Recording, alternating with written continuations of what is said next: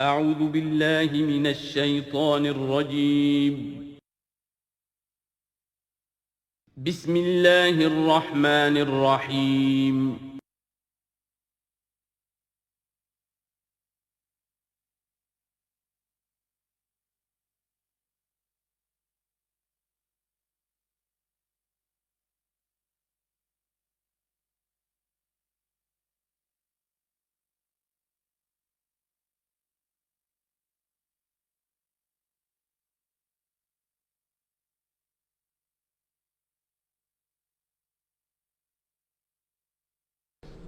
الحمد للہ وکفا والصلاة والسلام علی عباده الذین اصطفى اما بعد فقد قال اللہ تبارک وتعالی کما ورد فی سورۃ محمد صلی اللہ علیہ وسلم اعوذ باللہ من الشیطان الرجیم بسم اللہ الرحمن الرحیم مثل الجنۃ التی وعد المتقون فیہا انہار من ماء غیر آسن وانہار من لبن لم یتغیر طعمہ وانہار من خمر لذۃ للشاربین وانہار من عسل مصفى ولہم فیہا من کل الثمرات ومغفرۃ من ربہم کمن ہوا خالد فی النار وسقوا ماء حمیما فقطع امعاءہم صدق اللہ العظیم۔ مثال اس جنت کی جس کا وعدہ کیا گیا ہے متقیوں سے، اس میں نہریں ہیں پانی کی جن میں کوئی بو نہیں، اور نہریں ہیں دودھ کی جس کا ذائقہ تبدیل نہیں ہوتا، وانہار من خمر، اور ایسی شراب کی نہریں کہ جو لذت والی ہے پینے والوں کے لیے، وانہار من عسل مصفى، اور نہریں ہیں ایسے شہد کی جس کو صاف کیا جا چکا ہو، جھاگ اتارا جا چکا ہو، وَلَهُمْ فِيهَا مِنْ كُلِّ الثَّمَرَاتِ، اور پھر مزید برآں ان کے لیے ہوں گے وہاں تمام میوے، تمام پھل، وَمَغْفِرَةٌ مِّن رَبِّكُمْ، اور مغفرت ہوگی ان کے رب کی طرف سے۔ بھلا یہ لوگ کمن ہوا خالد فی النار، بھلا وہ لوگ کہ جو ان جنتوں میں ہوں گے ان کے برابر ہو سکتے ہیں وہ کہ جو ہیں آگ میں، جو رہیں گے ہمیشہ آگ میں، وَسُقُوا مَاءً حَمِيمًا، اور انہیں پینے کو دیا جائے گا کھولتا ہوا پانی، فقطع امعاءہم، جو ان کی انتڑیوں کو کاٹ کر رکھ دے گا۔ وَمِنْهُمْ مَنْ يَسْتَمِعُ إِلَيْكَ، اب یہاں سے جو اصل مضمون اس سورہ مبارکہ کا ہے، جو میں پہلے عرض کر چکا ہوں کہ قتال سے جو طبیعت اب گھبرا رہی تھی کچھ لوگوں کی، خاص طور پر جن کے دلوں میں روک تھا، منافقت تھی، ان کی کیفیت ہے جو اس سورہ مبارکہ میں بڑی تفصیل سے آئے گی۔ وَمِنْهُمْ مَنْ يَسْتَمِعُ إِلَيْكَ، ان میں سے کچھ لوگ ایسے بھی ہیں جو اے نبی آپ کی بات بڑی توجہ سے سنتے ہیں، حتیٰ اذا خرجوا من عندک، یہاں تک کہ جب وہ آپ کے پاس سے نکل کر باہر جاتے ہیں، قالوا للذین اوتوا العلم ماذا قال آنفا، تو وہ کہتے ہیں ان کو کہ جنہیں علم دیا گیا، کیا کہا انہوں نے، اب یہ نئی بات آج کیا کہہ دی انہوں نے۔ یہ اوتوا العلم سے مراد اہل ایمان بھی ہو سکتے ہیں کہ وہ لوگ اہل ایمان میں سے جو لوگ ان میں زیادہ سمجھدار ہیں اور جن کو سمجھتے ہیں کہ زیادہ ان کو اللہ نے فہم عطا فرمایا، ان سے پوچھتے ہیں یہ بات کچھ سمجھ میں نہیں آئی جو آج کہی ہے محمد نے صلی اللہ علیہ وسلم، یا پھر یہ اہل کتاب سے جا کر پوچھتے ہیں جو علم والے جن کو علم پہلے دیا گیا تھا، ماذا قال آنفا، یہ کیا کہہ دیا، یعنی جنگ کے بارے میں جو بھی اب کوئی تجویز ہو رہی ہے، اقدام کا مرحلہ ہے، اب نکلنا ہے، قریش کے قافلوں کا پیچھا کرنا ہے، ماذا قال آنفا اولئک الذین طبع اللہ علی قلوبہم، یہ وہ لوگ ہیں کہ جن کے دلوں پر اللہ تعالیٰ نے مہر کر دی ہے، واتبعوا اہواءہم، اور یہ اپنی خواہشات کی پیروی کر رہے ہیں، یعنی یہ ہچکچاہٹ جن کے اندر پیدا ہو گئی ہے، در حقیقت یہ نشانی ہے اس بات کی کہ ان کے دلوں میں منافقت پیدا ہو چکی ہے۔ والذین اہتدوا زادہم ھدی، اور جو ہدایت پر ہیں اللہ تعالیٰ نے ان کی ہدایت میں اضافہ کیا ہے، اس نئے مرحلے کے آنے سے ان کے جوش ایمان میں اور ذوق شہادت میں اضافہ ہو گیا ہے۔ وآتاہم تقواہم، اللہ تعالیٰ نے انہیں ان کے تقوی میں اور اضافہ فرمایا ہے۔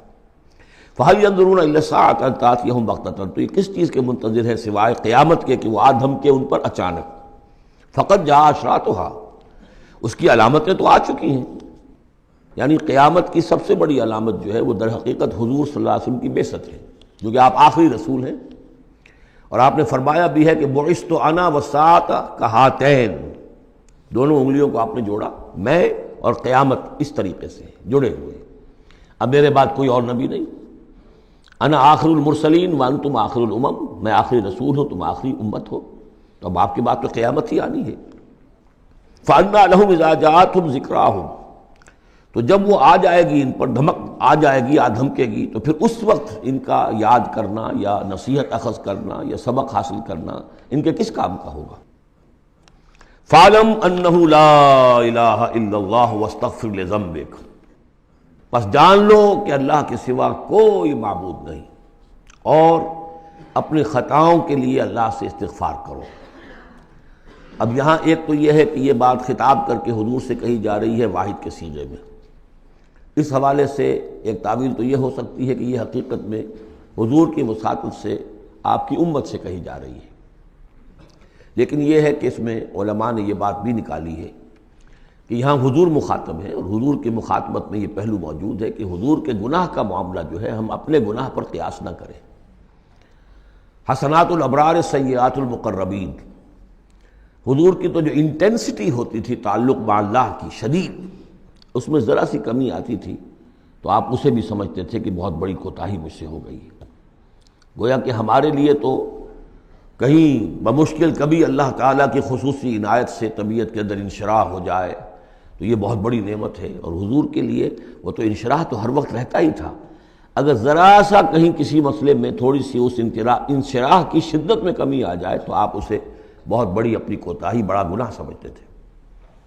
ویسے میری ایک ذاتی رائے بھی ہے، وہ میں اگلی صورت میں آ کر اس بات کو پورے طور سے واضح کروں گا کہ یہاں حضور کی خطا سے مراد یہ ہے کہ جو بھی اس جد و جہد میں کہیں کوئی کوتاہی رہ گئی ہے، اور وہ کوتاہی اگر دوسرے مسلمانوں سے ہوئی ہے، تب بھی جیسا کہ آپ کو معلوم ہے کہ جنگ اگرچہ سب مل کر لڑتے ہیں، سپاہی بھی لڑتا ہے، لیکن یہ کہ صحرا بنتا ہے تو جو کمانڈر ہوتا ہے، سپہ سالار ہوتا ہے، فتح اس کے کھاتے میں جاتی ہے۔ اسی طریقے سے شکست ہو جائے تو شکست کا جو کلنک کا ٹیکہ ہے وہ بھی ظاہر بات ہے کہ سپہ سالار کے ماتھے پر لگے گا، چاہے اس میں غلطی کسی اور کی ہو جائے۔ اس اعتبار سے اگر کہیں کسی سے کوئی کوتاہی ہوئی ہے تو گویا کہ وہ حضور صلی اللہ علیہ وسلم کی جد و جہد ہونے کے اعتبار سے کہ آپ ہی کی قیادت میں ہو رہی ہے، تو اس جد و جہد کے اندر کہیں کوئی کوتاہی یا کمی جو ہے اس کا ذکر ہو رہا ہے۔ وَلِلْمُؤْمِنِينَ وَالْمُؤْمِنَاتِ، اے نبی آپ استغفار کیجئے اپنی خطا تقصیر کا بھی، اور اہل ایمان مردوں اور عورتوں کے لیے بھی۔ وَاللَّهُ يَعْلَمُ مُتَقَلَّبَكُمْ وَمَثْوَاكُمْ، اللہ خوب جانتا ہے کہاں تمہیں لوٹ کر جانا ہے، بازگشت تمہاری کہاں ہے، اور کہاں تمہارا اصل گھر ہے مستقل، تمہارا ٹھکانہ کہاں ہے، یعنی آخرت، بہشت۔ وَيَقُولُ الَّذِينَ آمَنُوا لَوْلَا نُزِّلَتْ سُورَةٌ، اور کہتے ہیں یہ لوگ جو ایمان کے دعوے دار ہیں کیوں نہیں کوئی صورت نازل ہوئی۔ یہ بہت اہم آیت ہے اس صورت کی، کہ اصل میں حضور نے جب وہ چھوٹی چھوٹی مہمیں بھیجنی شروع کر دی تھی، اس وقت تک کوئی ایسی صحیح آیت جب اللہ کے راستے میں نکلو اور قتال کرو شاید نازل نہیں ہوئی۔ اذن کے درجے میں تو بات آ گئی کہ سورہ حج کے اندر آیت نازل ہو گئی تھی، لیکن سورہ حج کو بھی بعض حضرات چونکہ مدنی سمجھتے ہیں تو ہو سکتا ہے وہ بھی اس کے بعد نازل ہوئی ہو اگر وہ رائے صحیح ہو۔ باقی سورہ بقرہ کے اندر جو آیات آئی ہیں وہ بھی یہ ہے کہ جب وہ تم سے جنگ کریں، قاتلوا فی سبیل اللہ الذین یقاتلونکم، اور بظاہر ہجرت کے بعد ابتدا ابھی مکے والوں کی طرف سے نہیں ہوئی تھی، انیشیٹو حضور نے لیا ہے، چھوٹے چھوٹے دستے آپ نے بھیجنے شروع کر دیے، ان کا گھیراؤ گویا کہ آپ کر رہے۔ ایک تو پولیٹیکل آئسولیشن آف قریش، کہ جہاں بھی آپ گئے 4 مہموں میں تو آپ خود بھی تشریف لے گئے، 8 مہمات ہیں کل بدر سے پہلے، جن میں سے 4 میں آپ نے بھی شرکت فرمائی، اس لیے وہ غزوات کہلاتے ہیں۔ عام ہمارا خیال یہ کہ پہلا غزوہ جو ہے غزوہ بدر ہے، اس سے پہلے 8 ہیں مہمات، جن میں سے 4 سرایا ہیں جن میں حضور تشریف نہیں لے گئے، مسلمانوں کو آپ نے بھیجا، اور 4 غزوات ہیں۔ جہاں آپ گئے وہاں جا کر آپ نے وہاں کے قبیلے سے، اس علاقے میں جو قبیلہ آباد تھا اس سے آپ نے صلح کر لی۔ اب یا تو وہ پہلے حلیف تھا قریش کا، اب حلیف بن گیا وہ حضور کا صلی اللہ علیہ وسلم، یا یہ کہ نیوٹرل بن گیا، اس نے کہا کہ نہ ہم آپ کی مدد کریں گے قریش کے خلاف، نہ قریش کی مدد کریں گے آپ کے خلاف۔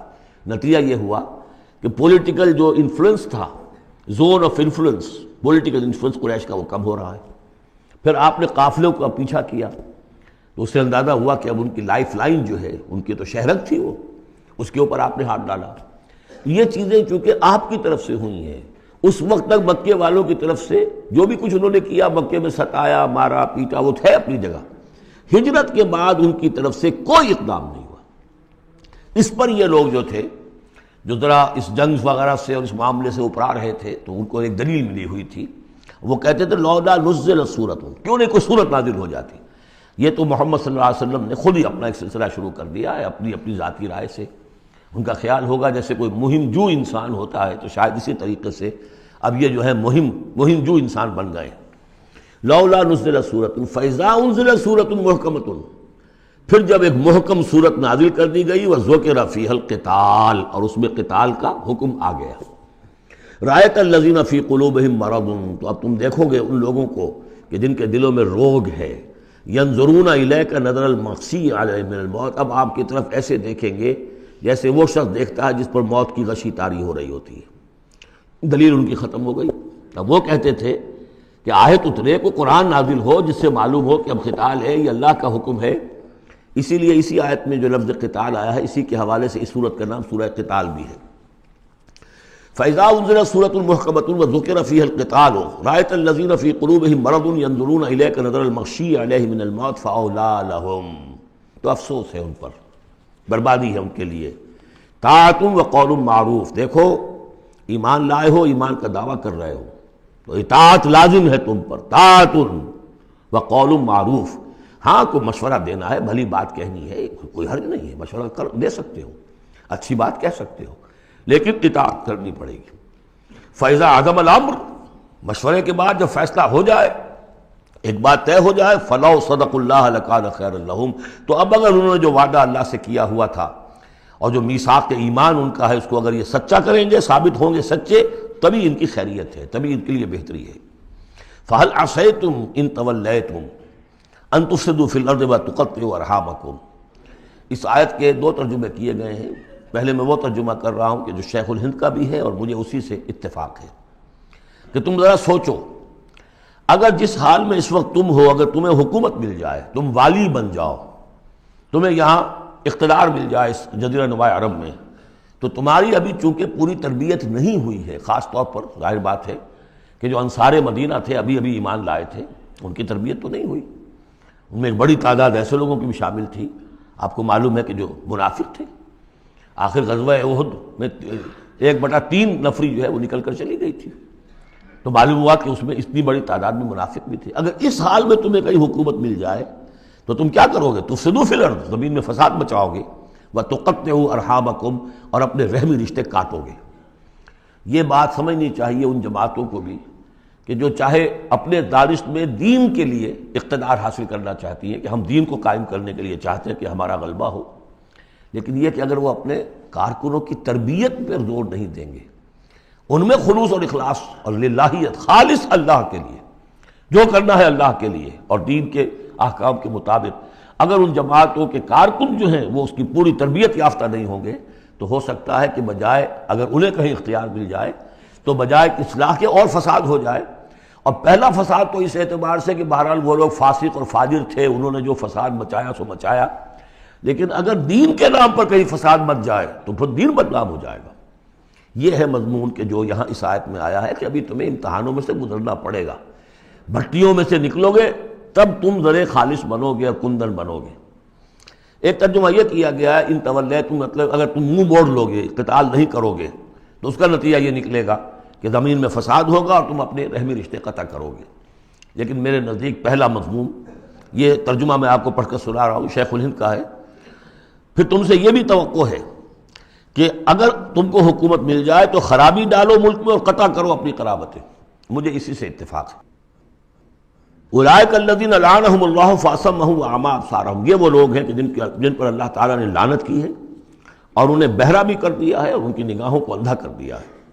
افلا یتدبرون القرآن ام علی قلوب اقفالها، کیا یہ قرآن پر تدبر نہیں کرتے؟ قرآن پر تدبر کریں، اس کے بین السطور بھی تو پڑھیں. غلبہ دین کی جد و جہد میں یہ سارے مراحل آنے والے ہیں، یہ تو ان سے پہلے کہہ دیا گیا تھا، سورہ عنکبوت میں آ چکا تھا. احسب الناس ان یترکوا ان یقولوا آمنا وهم لا یفتنون، کیا لوگوں نے یہ سمجھا تھا کہ صرف یہ کہنے سے کہ ہم ایمان لائے انہیں چھوڑ دیا جائے گا اور بخش دیا جائے گا اور انہیں آزمایا نہیں جائے گا؟ وَلَقَدْ فَتَنَّا الَّذِينَ مِن قَبْلِهِمْ فَلَيَعْلَمَنَّ اللَّهُ الَّذِينَ صَدَقُوا وَلَيَعْلَمَنَّ الْكَاذِبِينَ. ہم نے تو ہمیشہ جو بھی ان سے پہلے تھے ان کو بھی آزمایا ہے، اور اللہ تو صاف کھول دے گا، واضح کر دے گا کہ کون حقیقت میں سچے مومن ہیں اور کون جھوٹ موٹ کے مومن بنے ہوئے ہیں۔ اور اسی صورت میں آگے بھی آ گیا فَلَيَعْلَمَنَّ اللَّهُ الَّذِينَ آمَنُوا وَلَيَعْلَمَنَّ الْمُنَافِقِينَ، اللہ تو بالکل دودھ کا دودھ پانی کا پانی جدا کر دے گا کہ اللہ تعالیٰ کھول دے گا کہ کون واقعی مومن اور کون منافق ہے۔ تو کیا یہ لوگ قرآن پر تدبر نہیں کرتے یا ان کے دلوں پر قفل پڑ چکے ہیں؟ ان الذین ارتدوا علی ادبارہم من بعد ما تبین لہم الہدی، یقیناً وہ لوگ جو اپنی پیٹھوں کے بل مڑ جائیں گے اس کے بعد کہ ان پر ہدایت واضح ہو چکی ہو۔ الشیطان سول لہم، شیطان نے در حقیقت ان کے لیے یہ مرحلہ ارتداد کا اور پیچھے مڑ جانے کا آسان کر دیا ہے۔ وَأَمْلَىٰ لَهُمْ، اور ان کو بڑی طول عمل کے اندر پھنسا دیا ہے، لمبے لمبے ان کی امیدیں ہیں دنیا کے اندر۔ ظاہر بات ہے دنیا میں بڑے بڑے نقشے بنا رکھے ہیں، تو اب یہ میدان جنگ میں جاتے ہوئے تو انسان کترائے گا۔ ذَلِكَ بِأَنَّهُمْ قَالُوا لِلَّذِينَ كَرِهُوا مَا نَزَلَ اللَّهُ سَنُطِيعُكُمْ فِي بَعْضِ الْأَمْرِ، یہ اس لیے ہے کہ انہوں نے کہا ان لوگوں سے جنہیں ناپسند ہے وہ شے جو اللہ نے نازل کی۔ اللہ نے قرآن نازل کیا، یہ ناپسند کس کو تھا؟ قریش کو تھا، کفار کو اور یہود کو۔ تو یہ لوگ یہ ایمان تو لے آئے تھے، لیکن یہ کہ ان کے اندر وہ روگ تھا، دلوں میں وہ مرض تھا، وہ نفاق کی بیماری جڑ پکڑ چکی تھی۔ وہ یہ کہتے تھے ذالک بانہم قالوا للذین کرہوا ما نزل اللہ، جن لوگوں کو یہ اللہ کے اتاری ہوئی کتاب اور اللہ کے اتارے ہوئے احکام پسند نہیں آتے، ان سے جا کر ان کا سنطیعکم فی بعض الامر، کہ دیکھیے ہم اگرچہ ایمان تو لے آئے ہیں، وہ محمد کی بات تو ہمیں ماننی ہے، لیکن ہم آپ کی بھی اطاعت جاری رکھیں گے، کچھ چیزوں کے اندر آپ کی بات پر ہم عمل کریں گے، آپ کا حکم مانیں گے، آپ یہ نہ سمجھیے کہ ہم نے آپ سے اپنا رشتہ بالکل توڑ لیا۔ منافق اسی کو کہتے ہیں کہ جس نے دونوں کے ساتھ جوڑا رکھنے کی اپنے آپ کو کوشش کی۔ مذبذبین بین ذالک لا الہ ہؤلاء ولا الہ ہؤلاء، ان کے پاس جاتے ہیں تو کہتے ہیں، اہل ایمان کے پاس آتے ہیں تو کہتے ہیں ہم ایمان لے آمنا، وَإِذَا خَلَوْا إِلَىٰ شَيَاطِینِهِمْ قَالُوا إِنَّا مَعَكُمْ إِنَّمَا نَحْنُ مُسْتَهْزِئُونَ وَاللَّهُ يَعْلَمُ إِسْرَارَهُمْ، اور اللہ تعالیٰ کو خوب معلوم ہے جو کچھ کی یہ خفیہ باتیں کرتے ہیں جا کر۔ فَكَيْفَ إِذَا تَوَفَّتْهُمُ الْمَلَائِكَةُ يَضْرِبُونَ وُجُوهَهُمْ وَأَدْبَارَهُمْ، تو کیا حال ہوگا ان کا جب کہ ان کی جانیں قبض کریں گے فرشتے، ان کے چہروں پر ضرب لگاتے ہوئے اور ان کی پیٹھوں کے اوپر ضرب لگاتے ہوئے۔ ذَلِكَ بِأَنَّهُمُ اتَّبَعُوا مَا أَسْخَطَ اللَّهُ، یہ اس لیے کہ انہوں نے پیروی اس چیز کی جو اللہ کو ناپسند ہے۔ وَكَرِهُوا رِضْوَانَهُ، اور ناپسند کیا انہوں نے اللہ کی رضا کو۔ فَأَحْبَطَ أَعْمَالَهُمْ، تو اللہ نے ان کے سارے اعمال اکارت کر دیے، حبط کر دیے۔ یعنی اب تک انہوں نے حضور کے پیچھے نمازیں جو پڑھی ہیں اور جو بھی کوئی نیکیاں کی ہیں، اب جب مرحلہ آ گیا ہے قتال کا اور یہ جی چرا رہے ہیں، تو گویا کہ وہ سارے ان کے اب تک کے جو اعمال ہیں وہ حبط ہو جائیں گے۔ ام حسب الذین فی قلوبہم مرض ان لن یخرج اللہ اضغانہم، کیا سمجھا تھا ان لوگوں نے کہ جن کے دلوں میں یہ روگ ہے کہ اللہ تعالیٰ ان کے کھوٹ کو ظاہر نہیں کرے گا؟ وہ اپنے کھوٹ کو اندر جو نفاق کی بیماری لیے پھرتے ہیں اس کو چھپائے رکھ سکیں گے؟ انہوں نے یہ سمجھا تھا، اللہ تعالیٰ نے تو اسے واضح کرنا تھا۔ فَلَيَعْلَمَنَّ اللَّهُ الَّذِينَ آمَنُوا وَلَيَعْلَمَنَّ الْمُنَافِقِينَ، تو ام حسب الذین فی قلوبہم مرض ان لن یخرج اللہ اضغانہم، انہوں نے یہ سمجھا تھا کہ اللہ تعالیٰ ان کے کھوٹ کو، دلوں کے کھوٹ کو علم نشرہ نہیں کر دے گا۔ وَلَوْ نَشَاءُ لَأَرَيْنَاكَهُمْ، اور اگر ہم چاہیں تو اے نبی آپ کو دکھا دیں کہ یہ ہیں وہ لوگ۔ فَلَعَرَفْتَهُمْ بِسِیمَاهُمْ، آپ ان کے چہروں سے انہیں خود ہی پہچان لیں گے۔ ظاہر بات ہے کہ صادق الایمان شخص کا چہرہ اور ایک منافق کا چہرہ، انسان کے قلب کی کیفیت جو ہوتی ہے وہ تو چہرے کے اوپر جو ہے، face is the index of mind, ذہنی کیفیت جو ہے، قلب کی کیفیت جو ہے وہ چہرے پر ہوتی ہے۔ فَلَعَرَفْتَهُمْ، تو آپ پہچان ہی چکے ہیں انہیں ان کے چہروں سے۔ وَلَتَعْرِفَنَّهُمْ فِي لَحْنِ الْقَوْلِ، اور مزید آپ پہچان لیں گے انہیں ان کی گفتگو کے ڈھب سے، انداز سے۔ گفتگو میں بھی ظاہر بات ہے کچھ چاپلوسی کریں گے، کچھ ہیر پھیر ڈالیں گے۔ ایک مخلص آدمی کی گفتگو اور ایک اس طرح کے شخص کی گفتگو زمین و آسمان کا فرق ہوتا ہے۔ واللہ یعلم اعمالکم، اللہ تمہارے اعمال کو خوب جانتا ہے۔ وَلَنَبْلُوَنَّکُمْ حَتَّى نَعْلَمَ الْمُجَاہِدِينَ مِنکُمْ وَالصَّابِرِينَ، اور ہم تو لازماً آزمائیں گے تمہیں، یہاں تک کہ ہم، ترجمہ تو ہوگا ہم معلوم کر لیں، ہمیں علم ہو جائے۔ لیکن چونکہ اہل سنت کا عقیدہ یہ کہ اللہ کا علم تو قدیم ہے، تو یہاں ہم اس کی ترجمانی کرتے ہوئے کہتے ہیں ہم ظاہر کر دیں گے اس کو، تاکہ سب کے علم میں آ جائے، سب دیکھ لیں۔ ہم آزمائیں گے تمہیں یہاں تک کہ سب دیکھ لیں کہ مجاہدین کون ہیں تم میں سے، حتیٰ نعلم المجاہدین منکم والصابرین، اور وہ جو صبر کرنے والے ہیں۔ وَنَبْلُوَ أَخْبَارَكُمْ، اور ہم تمہارے سارے حالات کی پوری طریقے سے تحقیق کر لیں۔ یہ تقریباً سمجھیے کہ وہ آیت جو آئی تھی سورہ بقرہ میں، وَلَنَبْلُوَنَّكُمْ بِشَيْءٍ مِّنَ الْخَوْفِ وَالْجُوعِ وَنَقْصٍ مِّنَ الْأَمْوَالِ وَالْأَنفُسِ وَالثَّمَرَاتِ، ابھی وہاں چونکہ قتال کا حکم نہیں آیا تھا، اس لیے وہاں پر ابھی جنگ کا تذکرہ نہیں تھا۔ یہ تو تھا کہ ہم تمہیں آزمائیں گے بھوک سے اور جان اور مال کے نقصان سے اور ثمرات کے ضیاع سے، لیکن یہاں اسی آیت کو ایک ایکسٹینشن سمجھیے، وَلَنَبْلُوَنَّكُمْ حَتَّىٰ نَعْلَمَ الْمُجَاهِدِينَ مِنكُمْ وَالصَّابِرِينَ، تاکہ ہم دیکھ لیں کون ہیں وہ جو واقعتاً جہاد کرنے والے ہیں، صبر کرنے والے ہیں، اور ان کی پوری طرح جانچ پرکھ کر لیں۔ ان الذين كفروا وصدوا عن سبيل الله وشاقوا الرسول من بعد ما تبين له الهدى لن يضروا الله شيئا، یقیناً وہ لوگ جنہوں نے کفر کیا اور جو روکتے رہے لوگوں کو بھی اللہ کے راستے سے اور اللہ کی اور اس کے رسول کی مخالفت میں سرگرم رہے، زدم زدہ میں پڑ گئے، من بعد ما تبين لهم الهدى، اس کے بعد کہ ان کے لیے ہدایت واضح ہو چکی تھی، لن يضروا الله شيئا، وہ اللہ کا کچھ نہیں بگاڑ سکیں گے، وسيحبط اعمالهم، اللہ تعالیٰ ان کے اعمال کو بھی حبط کر دے گا۔ یعنی اس پہلے ذکر تھا منافقین کا، اب یہاں کفار مکہ کا ذکر ہے۔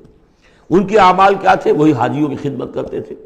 اجعلتم سقایۃ الحاج وعمارۃ المسجد الحرام کمن آمن باللہ والیوم الآخر، اور یہ کہ بہرحال اور بھی کچھ دیکھ، کسی نے کھانا کھلا دیا، کسی کو کچھ اور کر دیا، اور پھر یہ کہ جو کچھ انہوں نے جد و جہد کی ہے، انہوں نے بھی مال خرچ کیے ہیں، جنگیں کی ہیں۔ بدر میں آئے تھے تبھی تو بہت سے لوگوں نے کفار نے انفاق کیا تھا، تبھی تو ساز و سامان تیار ہوا تھا، 900 اونٹ لے کر نکلے تھے، روزانہ ایک دن 10 ایک دن 9 اونٹ تو ذبح ہو رہے تھے وہ فوج کو جو کھانا کھلانے کے لیے، تو آخر لوگوں نے کنٹریبیوٹ کیا تھا، تو یہ سارے اعمال ان کے اکارت چلے گئے۔ یا ایھا الذین آمنوا اطیعوا اللہ واطیعوا الرسول ولا تبطلوا اعمالکم، اے اہل ایمان اللہ کی اطاعت کرو اور اس کے رسول کی اطاعت کرو، لا تبطلوا اعمال، اپنے اعمال ضائع نہ کرا بیٹھنا۔ یعنی اب تک اگر تم نے کچھ اعمال کیے ہیں، کوئی محنت بھی کی ہے، کچھ انفاق بھی کیا ہے، کچھ اور جد و جہد کی ہے، لیکن اب جو یہ مرحلہ نیا آ گیا ہے، اس کو یوں سمجھیے اب امر حال یہ ہے، اللہ کا اس کے رسول کا جس وقت جو حکم ہے اس وقت اس کو ماننا ہوگا۔ اب حکم یہ ہے، لہذا اگر اس میں تم نے کہیں پیٹھ دکھا دی تو تم اپنے سارے سابقہ اعمال کو باطل کرا لو گے۔ ان الذین کفروا وصدوا عن سبیل اللہ ثم ماتوا وهم کفار فلن یغفر اللہ لهم، یقیناً وہ لوگ کہ جنہوں نے کفر کیا اور اللہ کے راستے سے وہ روکتے رہے اور یا رکے رہے، یہ دونوں جیسے میں نے عرض کیا کہ صدا یا سدو جو ہے یہ فعل لازم بھی ہے، فعل متعدی بھی ہے۔ ثم ماتوا وهم کفار، اور وہ مر گئے اسی حال میں کہ وہ کافر تھے، فلن یغفر اللہ لهم، تو ایسے لوگوں کو اللہ تعالیٰ ہرگز نہیں بخشے گا۔ فلا تہنوا، تو اے مسلمانوں تم ڈھیلے نہ پڑو، بودے پن کا مظاہرہ نہ کرو، وتدعوا الی السلم، سیدھا سلم میں، اور تم جو اب یہ کہہ رہے ہو صلح کی بات ہونی چاہیے اور سلامتی کی بات ہونی چاہیے اور خام خواہ کی لڑائی جھگڑا جو ہے اس سے کیا حاصل ہے، یہ جو تم کر رہے ہو یہ نہ کرو۔ فلا تہنوا وتدعوا الی السلم، بلکہ اب جو مرحلہ آ گیا ہے اب تو سرفروشی کا مرحلہ آ گیا ہے، وانتم الاعلون، اور گھبراؤ نہیں، تم ہی سب سے اونچے رہو گے، سربلند رہو گے، غالب ہوگے۔ واللہ معکم، اللہ تمہارے ساتھ ہے، اس کی مدد تمہارے شامل حال ہے۔ ولن یترکم اعمالکم، اللہ تعالیٰ تمہارے اعمال ضائع نہیں کرے گا۔ انما الحیات الدنیا لعب و لہو، یہ دنیا کی زندگی تو کھیل ہے اور کچھ جی کا بہلانا ہے، اس کے سوا کیا ہے؟ آخرت کے مقابلے میں تو یہ دھوکے کا سامان ہے، دھوکے کی ٹٹی ہے۔ وما الحیات الدنیا الا متاع الغرور وان تؤمنوا وتتقوا یؤتکم اجورکم، اگر تم ایمان لاؤ، ایمان پر قائم رہو اور اپنے رب کا تقوی اختیار کیے رکھو، اللہ تعالیٰ تمہیں دے گا تمہارے بدلے، تمہارے اجر۔ ولا یسألکم اموالکم، اور وہ تم سے تمہارے مال نہیں مانگتا، مطلب یہ کہ سارے مال نہیں مانگتا یا تم سے زبردستی مال نہیں مانگتا۔ دیکھیے دونوں چیز ذہن میں رکھیے، اللہ مال تو مانگتا ہے، من ذا الذی یقرض اللہ قرضا حسنا، کون ہے جو اللہ کو قرض حسنا دیتا ہے؟ کتنی مرتبہ کہا اللہ کی راہ میں انفاق کرو، اللہ کی راہ میں انفاق کرو۔ سورہ بقرہ میں ہم پڑھ چکے ہیں، انفقوا فی سبیل اللہ ولا تلقوا بایدیکم الی التہلکہ، اللہ کی راہ میں خرچ کرو، لگا دو، اپنے آپ کو اپنے ہاتھوں ہلاکت میں مت ڈالو۔ یہ اللہ کا مال مانگنا تو ہے، لیکن ایک تو یہ کہ جبر نہیں کیا۔ یہ کمال ہے محمد رسول اللہ صلی اللہ علیہ وسلم کا، اتنی عظیم انقلابی جد و جہد۔ کبھی آپ نے نہیں کہا کہ ایمرجنسی ہے لہذا اب سب کا مال ضبط، فلاں کا مال ضبط، کچھ نہیں، جو بھی تشویق ہے ترغیب ہے، لیکن جس نے دیا اپنی مرضی سے دیا، سوائے ایک جنگ کے نفیر عام بھی نہیں تھی، تشویق ہے ترغیب ہے، حرض المؤمنین علی القتال، نکلو اللہ کی راہ میں، شہادت جو ہے اس کو اپنا مقصود سمجھو، شہادت ہے مطلوب و مقصود مومن، جبر نہیں کیا۔ یہ کمال ہے میرے نزدیک، ویسے تو کمال ہر پہلو سے ہے، لیکن یہ نکتہ بھی ذہن میں رکھیے کہ کہیں بھی کسی صورتحال میں جبر کا معاملہ نہیں آیا۔ تو اللہ تعالیٰ تم سے جبرن نہیں مانگتا یا کل کے کل مال نہیں مانگتا۔ ان یسألکموہا، اگر وہ تم سے مانگے تمہارے سارے مال فیحفکم، اور تم پر سختی کرے اور تنگی کرے، تبخلوا، تم بخل سے کام لوگے، ویخرج اضغانکم، اور اللہ ظاہر کر دے گا پھر تمہارے اندر کے کھوٹ کو، جو تمہارا کھوٹ اندر ہے وہ زبانوں پر آ جائے گا، جیسا کہ غزوہ احزاب کے موقع پر آ گیا کہ ما وعدنا اللہ ورسولہ الا غرورا، منافقین نے یہ بات کہہ دی کھلم کھلا کہ اللہ اور اس کے رسول نے تو ہمیں دھوکہ دیا، سب باغ دکھائے۔ ہاں انتم ہؤلاء تدعون لتنفقوا فی سبیل اللہ، تمہیں بلایا جا رہا ہے، ترغیب دی جا رہی ہے، تمہیں تشویق کی جا رہی ہے کہ تم اللہ کی راہ میں خرچ کرو، لتنفقوا فی سبیل اللہ، فمنکم من یبخل، تم میں سے کوئی وہ بھی ہے جو بخل سے کام لیتے ہیں، ومن یبخل فانما یبخل عن نفسہ، جو کوئی بخل سے کام لے رہا ہے وہ بخل اپنے آپ سے کر رہا ہے، وہ اپنے وہ فائدے چھوڑ رہا ہے کہ جو انفاق سے اسے ملیں گے۔ ایک کے 700 ملتے ہوں تو اگر نہیں دے رہے آپ ایک، تو کس کا گھاٹا کیا؟ اپنا نقصان کیا نا، تو وہ تو اپنی جان سے ہی نفس کا جو ہے بخل کر رہا ہے۔ واللہ الغنی وانتم الفقراء، اور اللہ تعالیٰ تو غنی ہے، یہ تو تمہارے امتحان کے لیے مانگ رہا ہے تم سے، اللہ کو قرض دو، اللہ تعالیٰ تم سے صدقات بھی قبول کر لیتا ہے، وَيَقْبَلُ الصَّدَقَاتِ، صدقات قبول کر لیتا ہے، یہ اللہ تعالیٰ کی طرف سے تمہارے لیے تمہارا اعزاز ہے، اکرام ہے۔ واللہ الغنی، حالانکہ وہ غنی ہے، وانتم الفقراء، اور محتاج اصل میں تم ہو۔ وَإِن تَتَوَلَّوْا، یہ آیت بڑی فیصلہ کن ہے، ان تتولوا، اگر تم پیٹھ پھیر لوگے، یستبدل قوما غیرکم، تو تمہیں ہٹا کر کسی اور قوم کو لے آئے گا، ثم لا یکونوا امثالکم، پھر وہ تمہاری طرح کے نہیں ہوں گے۔ اب یہ ہو سکتا ہے کہ اس کا اطلاق جو ہے اس وقت کے کچھ لوگوں پر بھی ہوا ہو کہ جنہوں نے منافقت کی بنا پر پیٹھ موڑ لی، اللہ نے اپنے نبی کے لیے ان سے زیادہ جو ہے جانثار قسم کے اہل ایمان جو ہے وہ فراہم کر دیے۔ لیکن یہی آیت جو ہے اس اعتبار سے کہ حضور کی بعثت اصلی، بعثت خصوصی امیین کے لیے تھی، بنی اسماعیل اور عرب کے مشرکین جو ان کے تابع تھے، ان کے لیے یہ کہ یہ بات ان سے کہی جا رہی ہے کہ اب تمہیں سے امت بنی ہے، امت المسلمہ کن سے بنی ہے؟ اس کا نیوکلیس اہل عرب، وہی امت عرب کے لوگ۔ اگر یہ مشن جو تمہارے حوالے ہوا ہے، کذالک جعلناکم امۃ وسطا لتکونوا شہداء علی الناس ویکون الرسول علیکم شہیدا، اگر تم نے اس مشن سے منہ موڑ لیا تو اللہ تمہیں ہٹائے گا، معزول کر دے گا، کسی اور قوم کو لے آئے گا۔ چنانچہ میرے نزدیک اس آیت کا ظہور ہوا ہے بتمام و کمال 13ویں صدی عیسوی میں، جبکہ اللہ تعالیٰ نے عربوں کو امت مسلمہ کی قیادت سے معزول کر دیا۔ 1258 عیسوی میں سقوط بغداد ہوا، ہلاکو کے ہاتھوں جو مسلمانوں پر تاتاریوں کے ہاتھوں بیتی ہے، کروڑوں مسلمان قتل ہوئے اس وقت، معمولی نہیں۔ اور آخری خلیفہ بنو عباس کا، اس کو کھینچ کر محل سے گھسیٹ کر باہر نکالا گیا، جانور کی ایک کھال میں لپیٹ کر تاتاریوں نے اپنے گھوڑوں کے سموں تلے اسے کچل دیا۔ وہ گویا کہ عربوں کا معزول ہونا تھا امت مسلمہ کی قیادت سے۔ اس کے بعد کچھ عرصہ گزرا ہے، لیکن پھر اللہ نے وہ ایک معجزہ دکھایا کہ انہی تاتاریوں میں سے کتنی قومیں ایمان لے آئیں۔ ہے آیا فتنہ تاتار کے افسانے سے، پاسماں مل گئے کعبے کو صنم خانے سے۔ پھر وہی تاتاری تھے جن میں سے ترکان تیموری نکل آئے، ترکان صفوی نکل آئے، ترکان سلجوقی ان سے بھی پہلے آ چکے تھے، اور ترکان عثمانی، پھر گریٹ آٹومان امپائر، پھر خلافت بھی اللہ نے پھر وہاں منتقل کر دی۔ 400 برس کا خلافت جو ہے وہ بھی ترکان عثمانی کے پاس رہی۔ ان تتولوا یستبدل قوما غیرکم ثم لا یکونوا امثالکم، صدق اللہ العظیم۔ سورۃ الفتح، تمہیدی باتیں میں پہلے عرض کر چکا ہوں۔ یہ سورہ مبارکہ نازل ہوئی ہے صلح حدیبیہ کے بعد۔ اس کی جو تاریخی پس منظر ہے صرف یہ چند جملے کفایت کریں گے۔ سن 5 میں غزوہ احزاب کے بعد یہ حضور نے صحابہ سے کہہ دیا تھا کہ اب قریش میں وہ دم نہیں رہا کہ اب دوبارہ وہ تم پر چڑھ کر آئیں اور حملہ کریں۔ لن تغزوکم قریش بعد عامکم ھذا ولکنکم تغزونہم، اب انیشیٹو تمہاری طرف سے ہوگا۔ وہ انیشیٹو حضور نے لیا ہے سن 6 میں۔ آپ نے عمرے کا احرام باندھا، اور آپ کے ساتھ 1400، عام طور پر زیادہ بیان ہوتا ہے لیکن بعض روایات میں 1800 صحابہ احرام باندھ کر چلے کہ ہم عمرہ کرنے جا رہے ہیں۔ یہ گویا کہ ایک ٹیسٹ تھا کہ اب قریش کرتے کیا ہیں۔ آپ احرام کے لیے اپنی منزل بمنزل کرتے ہوئے پہنچ گئے حدیبیہ تک، وہی جگہ جہاں پر کہ پھر صلح ہوئی۔ ادھر قریش کے لیے جو ہے ان کی جان پر بن گئی۔ پہلی بات تو یہ کہ ان کی روایات کے خلاف تھا کہ کوئی آئے عمرے کی نیت سے اور ان کو روک دے، یہ عرب کی روایت نہیں تھی۔ دوسرا یہ کہ اب اگر آنے دیتے ہیں اور مسلمان دنگناتے ہوئے آئیں اس شہر کے اندر عمرہ کریں تو گویا کہ ان کی شکست ہو گئی۔ تو وہاں پر جو بھی ہوا تفصیلات کا تو موقع نہیں ہے۔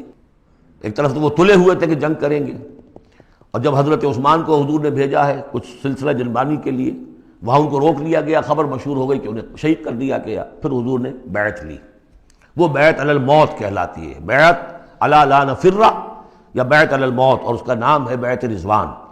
ایک درخت کے نیچے آپ تشریف فرما ہوئے اور سب نے آ کر آپ سے بیعت کی کہ اب یہاں جانیں دے دیں گے اپنی، سب ہم یہاں پر مرنے کے لیے تیار ہیں، جانیں قربان کر دیں گے، یہاں سے واپس نہیں جائیں گے۔ جب وہاں یہ خبریں پہنچی اور انہوں نے کچھ اور اندازہ کر لیا تھا کہ یہ تو بڑے سرفرے لوگ معلوم ہو رہے ہیں، ان میں سے کوئی جو ہے بھاگنے والا نظر نہیں آتا یہاں سے، تو پھر یہ ہے کہ وہ مجبور ہو گئے کہ اب کو صلح کریں۔ پھر صلح ہوئی، صلح حدیبیہ، لیکن وہ بڑی ان ایکول صلح تھی، اس میں مسلمانوں کے لیے ہیوملیشن تھی، اس لیے کہ یہ طے کر لیا گیا اس میں کہ اگر کوئی مسلمان مدینے سے واپس آئے مکے تو اسے مکے والے واپس نہیں کریں گے، لیکن اگر کوئی مکے سے مدینے جائے گا تو واپس کرنا ہوگا۔ اور وہاں پر ہو بھی گیا، ابو جندل صحابی تھے جن کو کہ اسی نے جو کہ وہاں سے صلح کے لیے گفت و شنید کرنے کے لیے آیا تھا، سہیل بن عمرو، اس کا ہی بیٹا عین اس وقت وہ پہنچ گیا، لیکن صلح کے وہ کاغذات لکھے جا چکے تھے، اس نے معاملہ بچایا، مسلمانوں مجھے پھر قصائیوں کے حوالے کر رہے۔ حضور نے فرمایا کہ اب ابو جندل تم صبر کرو، جو وعدہ ہم کر چکے ہیں ہمیں اس کی پابندی کرنی ہے۔ بہرحال اس کو حضور نے، اگرچہ صحابہ تو اس درجے دلگیر تھے کہ ہم یہ دم کر صلح کیوں کر رہے ہیں، حضرت عمر رضی اللہ تعالیٰ عنہ سے تو بہرحال یہ بھی کہہ دیجئے کہ زیادہ قرب جو انہیں حاصل تھا حضور سے، اس کی بنا پر ان کی یہ ہمت ہو گئی کہ آپ نے وہ سوال جواب بھی کر لیا جس پر آپ پھر ساری عمر پچھتاتے رہے۔ کہ آپ نے پوچھا کہ کیا ہم حق پر نہیں ہیں؟ حضور نے فرمایا ہاں ہم حق پر ہیں۔ کیا آپ اللہ کے رسول نہیں ہیں؟ آپ نے مسکرا کر جواب دیا ہاں میں اللہ کا رسول ہوں۔ تو پھر ہم یہ کیوں دم کر صلح کر رہے ہیں؟ آپ نے فرمایا کہ میں وہی کر رہا ہوں جو اللہ نے مجھے حکم دیا، بس اتنی سی بات تھی جس پر ساری عمر پچھتائے۔ لیکن یہ بات حضرت علی نے بھی کر دی اس درجے میں کہ جب وہ صلح نامہ لکھا گیا، حضور ڈکٹیٹ کرا رہے تھے، حضرت علی کاتب تھے، لکھ رہے تھے، تو اب حضور نے فرمایا یہ صلح نامہ ہے، لکھو محمد رسول اللہ اور قریش کے مابین۔ وہ سہیل بن عمرو نے اعتراض کر دیا کہ نہیں، یہ اگر ہم اس میں لکھیں گے ظاہر بات ہے صلح نامے پر تو دونوں فریقوں کے دستخط ہوتے ہیں، تو میں دستخط کروں گا تو میں تو آپ کو اللہ کا رسول نہیں مانتا، ورنہ اس عبارت کی روح سے جب اس کے نیچے میرا بھی دستخط آئیں گے تو گویا میں نے مان لیا۔ تو حضور نے اس پر بھی مسکرا کر کہا کہ تم مانو نہ مانو میں اللہ کا رسول ہوں، لیکن اے علی مٹا دو یہ رسول اللہ کے لفظ، مٹا دو وہاں سے، لکھ دو یہ معاہدہ ہے محمد ابن عبداللہ اور قریش کے مابین۔ حضرت علی نے کہا کہ حضور یہ میں نہیں کر سکتا، میں اپنے ہاتھ سے آپ کے نام کے ساتھ لکھے ہوئے الفاظ، اب دیکھیے اگرچہ حکم تو یہ ہے کہ الامر فوق الادب، لیکن یہ کہ یہ جو بھی کچھ ہوا ہے تو یہ ہوا غیرت دینی، حمیت دینی کی وجہ سے۔ حضرت علی نے بھی کیا، حضرت عمر نے بھی کیا، دونوں کے طرز عمل میں کوئی فرق نہیں۔ لیکن بہرحال اس کے بعد جو ہے صلح ہوئی ہے، اور مسلمانوں کے دل اگرچہ اس پہ بہت ہی رنجیدہ تھے، اور یہ بات بھی بڑی عجیب تھی کہ وہیں احرام کھول دیے گئے، وہیں قربانی کے جانور جو ہیں، تو اب اس پر جو ہے یہ آیت سورت اتری ہے، اور پہلا لفظ یہ ہے انا فتحنا لک فتحا مبینا، مسلمانوں کی دلجوئی کے لیے کہ تم جسے سمجھ رہے ہو کہ دب کر صلح کی ہے، حقیقت حال کے اعتبار سے تو اے محمد ہم نے آپ کو بڑی روشن فتح عطا فرمائی۔ آج ہم اسے انٹرپریٹ کر سکتے ہیں روشن فتح کس اعتبار سے کہ ٹریٹی کے معنی یہ ہے کہ مصالحت یا صلح ہوتی ہے دو فریقوں کے درمیان جو ایک دوسرے کو ریکگنائز کریں۔ اس کا مطلب یہ ہے کہ قریش نے ریکگنائز کر لیا that Muhammad is a power to reckon with، اور یہ بہت بڑی بات ہے، قریش نے تسلیم کیا، اور تسلیم کرنا جو ہے یہ اللہ تعالیٰ کی طرف سے فتح عظیم ہے۔ انا فتحنا لک فتحا مبینا لیغفر لک اللہ ما تقدم من ذنبک وما تاخر۔ اب دیکھیے یہ ذنب کا لفظ یہاں پھر دوبارہ آ گیا، تاکہ اللہ تعالیٰ بخش دے آپ کو جو پچھلے ہوئی آپ کی کوئی کوتاہیاں یا گناہ یا جو بعد میں ہوئی، وَيُتِمَّ نِعْمَتَهُ جو پیچھے رہے گناہ ان کو بھی بخش دے، وَيُتِمَّ نِعْمَتَهُ عَلَيْكَ اور تاکہ اللہ تعالیٰ اپنی نعمت کا اتمام فرما دے آپ پر، وَيَهْدِيَكَ صِرَاطًا مُسْتَقِيمًا اور آپ کو ہدایت دے سیدھے راہ کی طرف۔ اب یہ ہے پھر ایک اشکال پیدا ہوتا ہے کہ حضور صلی اللہ علیہ وسلم تو پہلے ہی سیدھی راہ پر ہیں، پھر یہ کہ تمام اہل ایمان حضور کے ساتھ سیدھی راہ پر چلے آ رہے ہیں، اور سیدھی راہ پر چلتے ہوئے اب اہل ایمان کو بھی، حضرت ابوبکر کو بھی آپ کے ساتھ چلتے ہوئے کتنے برس ہو گئے؟ 18 برس ہو گئے۔ تو اب ان کے معنی کیا ہو گئے؟ تو اس پہ بہت سی بحثیں ہیں، یہ تو اب میں تفصیل میں نہیں جا سکتا۔ میری توجہ وہی ہے جو میں اس سے پہلے سورہ محمد میں کر چکا ہوں ضم کی، کہ یہ جو جد و جہد ہوئی ہے اس میں اگر کہیں کوئی خامی کوتاہی کسی کی طرف سے ہوئی ہے، چاہے وہ کسی اور مسلمان کی طرف سے ہوئی ہے، صاحب ایمان کی طرف سے ہوئی ہے، غلطی ہوئی ہے، خطا ہوئی ہے، ان سب کی اب اللہ تعالیٰ تلافی فرما دے گا۔ یہ فتح مبین جو ہے وہ ان سب کو کور کر جائے گی، اور یہدیہ کا صراط مستقیم، اب آپ کی یہ جد و جہد بالکل سیدھی تیر کی طرح اپنے ہدف کی طرف بڑھے گی۔ اب اس میں کوئی جو ہے تزلزل نہیں ہوگا، بلکہ آپ کی یہ جد و جہد، اللہ کے دین کی اقامت کی جد و جہد اور اللہ کی حکومت قائم کرنے کی جد و جہد جو ہے سیدھی اپنے ہدف کی طرف بڑھتی چلی جائے گی۔ چنانچہ یتم نعمتہ، وہ تو ہم پڑھ چکے ہیں، الیوم اکملت لکم دینکم واتممت علیکم نعمتی ورضیت لکم الاسلام دینا۔ تو دین کا اتمام ایک تو اس شکل میں کہ قرآن میں دین مکمل ہو جائے، شریعت پوری ہو گئی، لیکن اس سے تکمیل نہیں ہوتی اس معنی میں جب تک اس کی ایک عملی ڈیمانسٹریشن بھی مکمل نہ ہو۔ عملی ڈیمانسٹریشن مکمل ہوتی ہے جب اللہ کی حکومت بالفعل قائم ہو جائے۔ تو اتمام نعمت جو ہے وہ صرف کتاب کے اندر اس شریعت کا پورا بیان ہو جانا اور نظام کا آ جانا، اس سے وہ اتمام بتمام و کمال نہیں ہوتا جب تک کہ اس کی ایک نشانی، اس کا ایک نمونہ جو ہے، اس کی ایک صورت لوگوں کے سامنے نہ آ جائے، آئیڈیل فارم اس کی جو ہے وہ سامنے نہ آ جائے، اس کا نمونہ سامنے آ جائے۔ تو اس کے لیے ضروری ہے کہ اب یہ جد و جہد آپ کی جو ہے سیدھی اب تیز رفتاری کے ساتھ اپنے اصل ہدف یعنی اظہار دین، لیظہرہ علی الدین کلہ، اور یہ آیت آ جائے گی اس سورہ مبارکہ کے آخر میں بھی کہ ہم نے بھیجا ہی آپ کو ہے محمد اس لیے ہے کہ آپ اللہ کے دین کو غالب کریں۔ تو وہ اللہ کے دین کے غلبے کی جد و جہد اب تیر کی طرح سیدھی جائے گی۔ اللہ نے ساری اگلی پچھلی اگر کوئی اس میں کمیاں کوتاہیاں رہ گئی ہیں کسی کی طرف سے آپ کے ساتھیوں میں سے، ان سب کی تلافی کے لیے یہ فتح مبین آپ کو عطا کر دی۔ وَيَنْصُرَكَ اللَّهُ نَصْرًا عَزِيزًا، اور اللہ آپ کی مدد کرے گا ایسی مدد کہ جس کے لیے کوئی شکست نہ ہو، بڑی زبردست مدد۔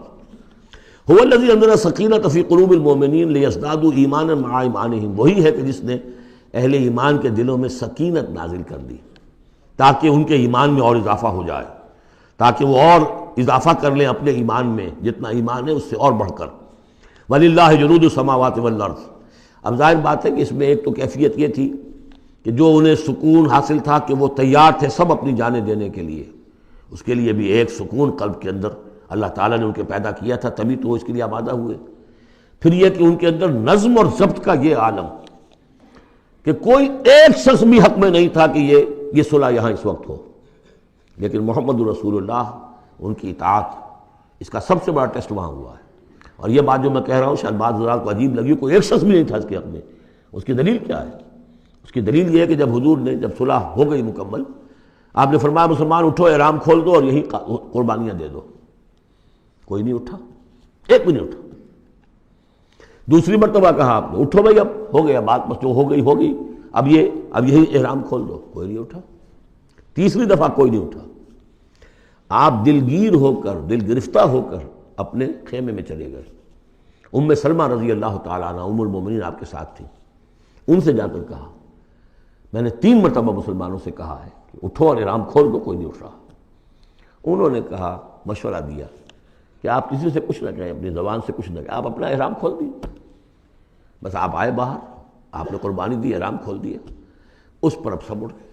یعنی اصل میں وہ سب کے سب منتظر تھے کہ کیا حضور ہمارا امتحان لے رہے ہیں، یہ کوئی ٹیسٹ ہو رہا ہے، کیا ہو رہا ہے، یا حالت منتظر شاید کوئی نئی صورت پیدا ہو جائے، شاید حالات بدل جائیں۔ لیکن ان کے لیے یہ بڑی انہونی سی بات تھی کہ عمرے کی نیت کر کے ہم نے احرام باندھا ہوا، یہاں کیسے کھول دے رہا ہوں۔ لیکن بہرحال وہ صرف ایک توقف جو تھا وہ اسی درجے میں تھا کہ شاید کوئی نئی صورت پیدا ہو جائے۔ لیکن اس سے ظاہر ہو رہا ہے کہ سب کے دل جو ہیں وہ اس صلح کے حق میں نہیں تھے، وہ تو چاہ رہے تھے کہ اب ہمیں موقع ملے اور ہم یہاں جنگ ہو اور اللہ کے دین کو ہم غالب کریں۔ هو الذی انزل السکینۃ فی قلوب المؤمنین لیزدادوا ایمانا مع ایمانہم وللہ جنود السماوات والارض، اور تمام آسمانوں اور زمین کے لشکر تو اللہ ہی کے ہیں۔ وکان اللہ علیما حکیما، اللہ سب کو جاننے والا اور کمال حکمت والا ہے۔ لیدخل المؤمنین والمؤمنات جنات تجری من تحتها الانہار خالدین فیہا، تاکہ وہ داخل کرے اہل ایمان مردوں اور عورتوں کو ان باغات میں جن کے دامن میں ندیاں بہتی ہوں گی، جن میں وہ ہمیشہ ہمیش رہیں گے۔ ویکفر عنہم سیئاتہم، اور دور کر دے ان سے ان کی برائیوں کو۔ وکان ذلک عند اللہ فوزا عظیما، اور یقیناً یہی شے ہے اللہ کے نزدیک بڑی کامیابی۔ وَيُعَذِّبُ الْمُنَافِقِينَ وَالْمُنَافِقَاتِ وَالْمُشْرِكِينَ وَالْمُشْرِكَاتِ الظَّانِّينَ بِاللَّهِ ظَنَّ السَّوْءِ، یہ الفاظ بہت مشابہ ہیں سورہ احزاب کی آخری آیات کے، اور سورہ احزاب جو ہے آپ کو معلوم ہے سن 5 میں نازل ہوئی، اور یہ سن 6 میں نازل ہو رہی ہے، تو زمانہ جو ہے قریب کا ہے۔ اور اللہ سزا دے اور عذاب دے منافق مردوں اور منافق عورتوں کو، اور مشرک مردوں اور مشرک عورتوں کو، کہ جو اللہ کے بارے میں بہت برے گمان رکھتے ہیں۔ علیہم دائرۃ السوء، اصل میں تو ان کے اوپر ہے مسلط برائی کا دائرہ۔ وغضب اللہ علیہم، اور اللہ غضبناک ہوا ہے ان پر۔ ولعنہم، اللہ نے ان پر لعنت فرمائی ہے۔ وعد لہم جہنم، اور ان کے لیے تیار کیا ہوا جہنم کو، وساعت مصیرا، اور وہ بہت بری جگہ ہے لوٹنے کی۔ وللہ جنود السماوات والارض، آسمانوں اور زمین کے لشکر کل کے کل اللہ ہی کے اختیار میں ہیں۔ وکان اللہ عزیزا حکیما، اللہ زبردست ہے اور حکیم ہے۔ پہلے آیا تھا علیما حکیما، اب عزیزا حکیما۔ انا ارسلناک شاہدا ومبشرا ونذیرا، اے نبی ہم نے بھیجا ہے آپ کو شاہد بنا کر، وہی شاہد گواہی دینے والا۔ یہاں اپنے قول اور اپنے عمل سے اللہ کے دین کی گواہی دی۔ قیامت میں کھڑے ہو کر عدالت میں پروزیکیوشن وٹنس کی حیثیت سے کہیں گے اے اللہ تیرا دین جو مجھ تک آیا تھا میں نے پہنچا دیا تھا، اب یہ ان کے ذمے ہے۔ فکیف اذا جئنا من کل امۃ بشہید وجئنا بک علی ہؤلاء شہیدا، ہم نے آپ کو بھیجا ہے گواہ بنا کر اور بشارت دینے والا بنا کر اور خبردار کرنے والا بنا کر، لتؤمنوا باللہ ورسولہ، تاکہ اے مسلمانوں تم ایمان رکھو اللہ پر اور اس کے رسول پر، وتعزروہ وتوقروہ، اور اللہ کے رسول کی تو تم مدد بھی کرو اور ان کی تعظیم کرو، توقیر کرو، وتسبحوہ بکرۃ واصیلا، اور اللہ کی تم تسبیح کرو صبح شام۔ یہاں دیکھیے اس آیت میں لتؤمنوا باللہ ورسولہ، اللہ اور اس کے رسول دونوں پر ایمان رکھو، پھر رسول کے لیے وتعزروہ وتوقروہ، اور اللہ کے لیے وتسبحوہ بکرۃ واصیلا، اس کی تسبیح بیان کرو صبح شام۔ ان الذین یبایعونک انما یبایعون اللہ، یقیناً وہ لوگ جو اے نبی آپ سے بیعت کر رہے ہیں وہ حقیقت میں اللہ سے بیعت کر رہے ہیں۔ ید اللہ فوق ایدیہم، اللہ کا ہاتھ ان کے ہاتھوں کے اوپر ہے۔ فمن نکث فانما ینکث الی نفسہ، تو جو کوئی بھی اس بیعت کی خلاف ورزی کرے گا، اس کو توڑے گا، اس کا سارا وبال اسی کے اوپر ہوگا۔ ومن اوفی بما عاہد علیہ اللہ، اور جو پورا کر دے گا اس معاہدے کو جو اللہ سے کر رہا ہے، فسیؤتیہ اجرا عظیما، تو اللہ تعالیٰ اسے اجر عظیم عطا فرمائے گا۔ اس آیت کو اچھی طرح سمجھ لیجئے اور اس کا تعلق جوڑ لیجئے جو سورہ توبہ کی آیت نمبر 111 تھی۔ ان اللہ اشتری من المؤمنین انفسهم واموالهم بان لهم الجنہ یقاتلون فی سبیل اللہ فیقتلون ویقتلون وعدا علیہ حقا فی التوراۃ والانجیل والقرآن ومن اوفی بعہدہ من اللہ فاستبشروا ببیعکم الذی بایعتم بہ، اللہ نے اہل ایمان سے ان کی جانیں اور مال خرید لی ہے جنت کے عوض۔ یہ جو خرید و فروخت ہو گئی ہے یہ بیع ہو گئی ہے، بیع و شرع ہو گئی ہے۔ فاستبشروا ببیعکم الذی بایعتم بہ، خوشیاں مناؤ، جشن مناؤ اس بیعت پر، اس بیع پر، اس سودے پر جو تم نے کیا ہے، اس سے بہتر سودا کوئی نہیں۔ اچھا یہ بیع تو ہوئی بندے اور اللہ کے مابین۔ فرض کیجئے میں بیعت کر رہا ہوں، اے اللہ میں اپنی جان مال تیرے حوالے کرتا ہوں، لیکن اللہ کے اور میرے درمیان تو غیب کا پردہ ہے۔ یہ کیسے، کس کو دوں یہ جان اور مال، کس کے حکم پر دوں، کس کے کہنے پر دوں، کہاں مال خرچ کروں؟ ظاہر بات ہے کہ اس کے لیے کوئی انسان، اب وہ انسان اس وقت ہے محمد الرسول اللہ صلی اللہ علیہ وسلم۔ بیع اللہ سے، بیعت محمد سے۔ محمد اللہ کے رسول ہیں، وہ بتائیں گے کہ اس طرح مال خرچ کرو، اس طرح جان لگاؤ، یہ وقت آ گیا ہے جان لے کر میدان میں آ جاؤ، جان ہتھیلی پر رکھو میدان میں آ جاؤ۔ لہذا جو بیع اللہ سے ہوئی ہے، ان اللہ اشتری من المؤمنین انفسهم واموالهم بان لهم الجنہ، اس کے لیے بیعت محمد الرسول اللہ سے ہو رہی ہے۔ اور یہ عرب میں رواج تھا کہ جب وہ کوئی سودا کرتے تھے پھر وہ مصافحہ کرتے تھے، ہاتھ ملاتے تھے، ہاتھ جب ملا لیا اب وہ جو سودا ہے پکا ہو گیا، اب پیچھے نہیں جا سکتے آپ۔ جب تک مصافحہ نہیں ہوتا اس وقت تک آدمی کوئی اس میں تبدیلی کر سکتا ہے، لیکن مصافحہ جو ہے وہ پختگی کے لیے۔ لہذا یہ بیعت اب محمد رسول اللہ سے ہو رہی ہے کہ ہم نے جو جان اللہ اور اپنی مال جو اللہ کے حوالے کی ہے اسے ہم خرچ کریں گے آپ کے کہنے کے مطابق، جو آپ حکم دیں گے، آپ کی مرضی ہے، آپ ہم سے جب چاہیں یہ جان اور مال حاصل ہے، جب چاہیں وصول فرما لیں۔ یہ بیعت ہے جو ہوئی ہے محمد رسول اللہ سے۔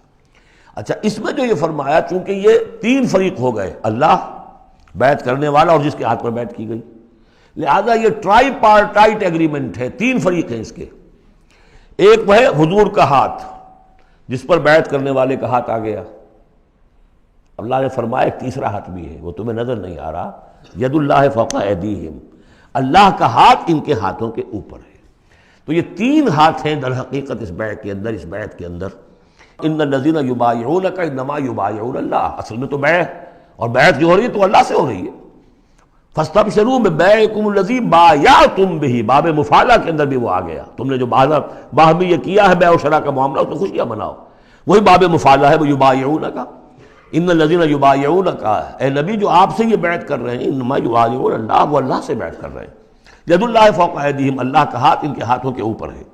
فمن نکث فانما ینکث علی نفسہ، تو جو کوئی بھی اب اس سے روگردانی کرے گا، اسے توڑے گا، اس کی خلاف ورزی کرے گا، اس کا وبال اسی پر آئے گا، آپ پر اس کا کوئی الزام نہیں۔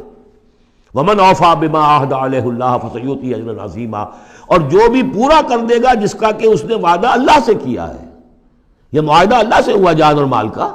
اسی لیے سورہ احزاب میں آپ نے پڑھا تھا نا، من المؤمنین رجال صدقوا ما عاہدوا اللہ علیہ فمنہم من قضی نحبہ ومنہم من ینتظر۔ اہل ایمان میں وہ جوان مرد ہیں جنہوں نے اپنا جو عہد کیا تھا اللہ سے وہ پورا کر دکھایا، سچا کر دیا۔ ان میں سے وہ بھی ہیں جو اپنی نظر پیش کر چکے، اور وہ بھی ہیں جو باقی منتظر ہیں ابھی کہ کب ہماری باری آئے۔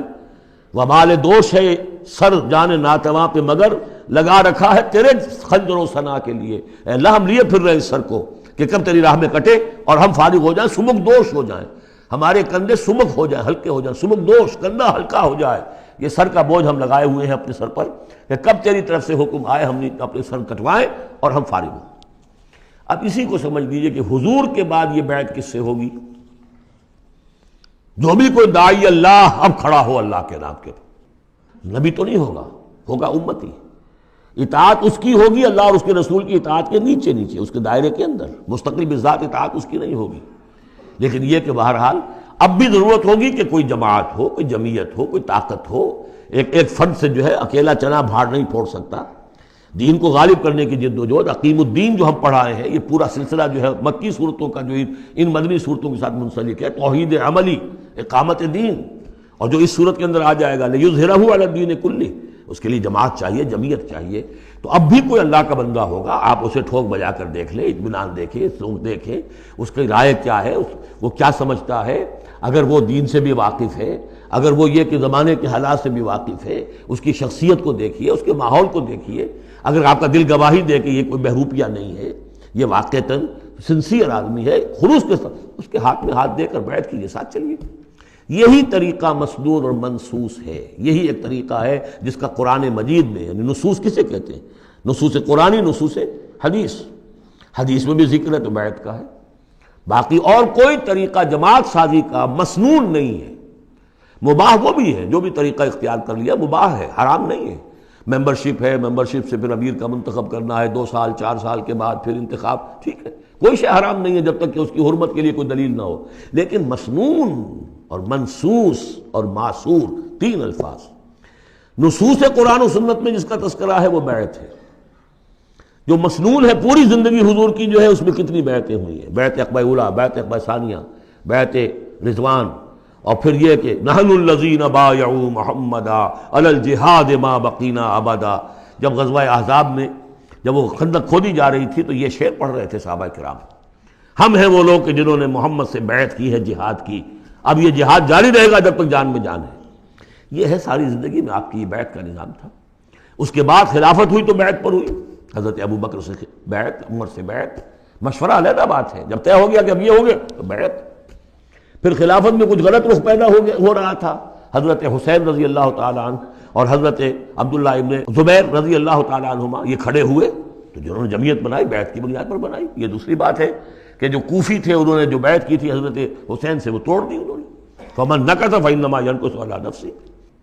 اس کے بعد ہمارے ہاں اگر کوئی سلسلہ بنا ہے ارشاد کا، تزکیہ نفس کا، صوفیاء کرام، وہ بھی بیعت، بادشاہ ہوتے تھے تو بیعت۔ پچھلی صدی میں جتنے جہاد ہوئے، ہمارے ہاں سب سے بڑا جہاد ہوا پچھلی صدی کا، 19ویں صدی عیسوی کا، سید احمد بریلوی رحمۃ اللہ علیہ اور شاہ اسماعیل شہید رحمۃ اللہ علیہ، ان لوگوں کا جو بیعت کی بنیاد پر جماعت تھی، کوئی اور بنیاد جماعت سازی کی نہیں تھی۔ مہدی سوڈانی نے جہاد کیا انگریزوں کے خلاف بیعت کی بنیاد پر، سنوسی نے جہاد کیا اطالویوں کے خلاف بیعت کی بنیاد پر۔ تو یہ بیعت کا لفظ ہے جو یہاں آیا ہے، اس کو اچھی طرح سمجھ لیجئے۔ یہ جان لیجئے کہ یہ جو دوسرا رکوع ہے اس سورہ مبارکہ کا، اور اس کے بعد تیسرا رکوع اور چوتھا رکوع جو ہے، ان میں بھی تقدیم و تاخیر ہے۔ یہ جو پہلے رکوع کا مضمون ہے یہ جا کر ملے گا اب تیسرے کے ساتھ، اور بعد میں یہ نازل ہوا ہے کہ یہ جو دوسرے رکوع میں آیتیں آ رہی ہیں۔ سَيَقُولُ لَكَ الْمُخَلَّفُونَ مِنَ الْأَعْرَابِ شَغَلَتْنَا أَمْوَالُنَا وَأَهْلُونَا، جب حضور واپس پہنچ گئے اور یہ غزوہ جو بیعت رضوان ہو گئی اور پھر صلح حدیبیہ ہو گئی، پھر آپ واپس پہنچے تو جاتے ہوئے گویا کہ ان سے کہا جا رہا ہے حضور سے، جیسے کہ غزوہ تبوک سے واپسی پر جو آیات نازل ہوئی وہ ہم سورہ توبہ میں پڑھ چکے ہیں۔ ان قریب کہیں گے وہ لوگ جو پیچھے رہ جانے والے تھے، من الاعراب، اعراب میں سے، شغلتنا اموالنا واہلونا، حضور نے عام اعلان کروایا تھا، فرض نہیں تھا، سب کے لیے لازم نہیں تھا، عمرے کے لیے چلنے کے لیے کہا تھا چلیں، جتنے لوگ چل سکتے ہیں چلیں۔ تو اب آئیں گے یہ وہ اعراب جو ہیں بادیہ نشین، اور وہ کہیں گے حضور ہم مشغول رہے اپنے اموال میں، اپنے ڈھور ڈنگر کی دیکھ بھال میں، اپنے اہل و عیال میں، ہم آپ کے ساتھ نہیں جا سکے، فاستغفر لنا، تو ہمارے لیے استغفار کیجئے۔ یقولون بألسنتہم ما لیس فی قلوبہم، یہ لوگ اپنے منہوں سے وہ کچھ کہہ رہے ہیں اپنی زبانوں سے جو ان کے دلوں میں نہیں ہے، دلوں میں کچھ اور ہے۔ یہ منافقوں کا تذکرہ ہو رہا ہے اعراب میں سے۔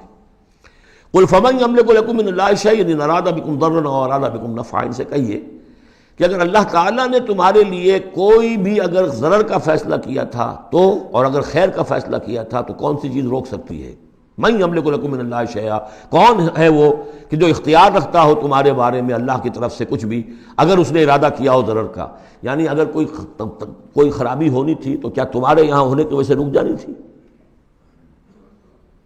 یا اگر خیر کوئی آنا تھا تو تمہاری غیر موجودگی میں نہیں آ سکتا تھا؟ یعنی پیچھے رہ جانا چاہیے معنی دار، کیوں رہ گئے؟ اگر کوئی خیر آنا تھا وہ تمہاری غیر موجودگی میں بھی آ سکتا ہے، کوئی شر آنا تھا وہ تمہاری موجودگی میں بھی آ سکتا ہے۔ تو جب تمہاری موجودگی اور ناموجودگی اللہ کے اعتبار سے تو بالکل برابر ہے، تو تمہارا یہ بہانہ تراشنا جو ہے یہ صحیح نہیں ہے۔ بل کان اللہ بما تعملون خبیرا، بلکہ تم جو کچھ کرتے رہے ہو اللہ اس سے باخبر ہے۔ وہ کیا ہے؟ اب ان کے دل کی بات اللہ تعالیٰ، ان کے دل میں جو چور تھا، بل ظننتم، تمہیں یہ گمان ہو گیا تھا، ان لن ينقلب الرسول والمؤمنون الى اہلہم ابدا، ان کو یہ گمان ہوا کہ ان کا تو معلوم ہوتا ہے کہ واقعتاً کوئی دماغ خراب ہو گیا مسلمانوں کا، قریش پر چڑھائی کر کے جا رہے ہیں، قریش، یہ تو سمجھیے کہ ان کے لیے ابھی تک عرب میں جو ان کی حیثیت تھی قریش کی، وہ سمجھتے تھے کہ اب تو یہ موت کے منہ میں جا رہے ہیں، اب یہ واپس ان میں سے کوئی آنے والا نہیں ہے۔